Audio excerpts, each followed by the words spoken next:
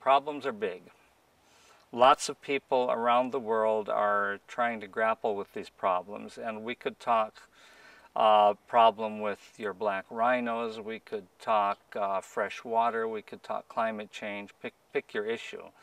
And it would appear from what I see and what I read, and a lot of the secular authorities that I'm reading are starting to say this, we are not capable right now with our current political and economic systems of solving these problems. Our modern globalized capitalist economy is creating problems with the environment that it cannot deal with.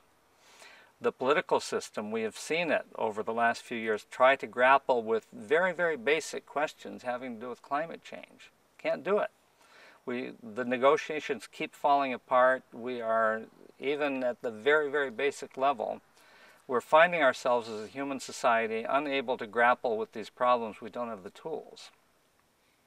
In my book, and I think this seems to be one of the things that grabbed you, is the observation that it's not surprising that we can't solve these problems as human politics or society, because fundamentally the environmental crisis is a sin crisis.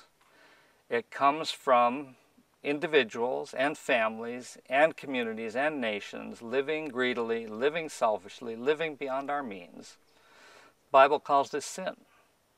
And historically, we have never been able to deal with sin on our own, which is what the message of the Bible as I read it seems to be, is that God came through Jesus to give us an answer to sin.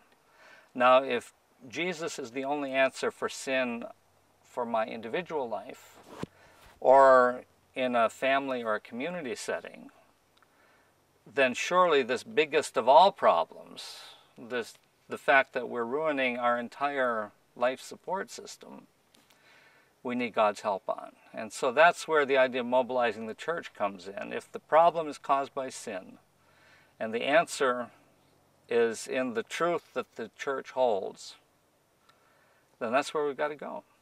And the people who have the answer need to act on it and get involved in this movement and in responding to the environmental crisis.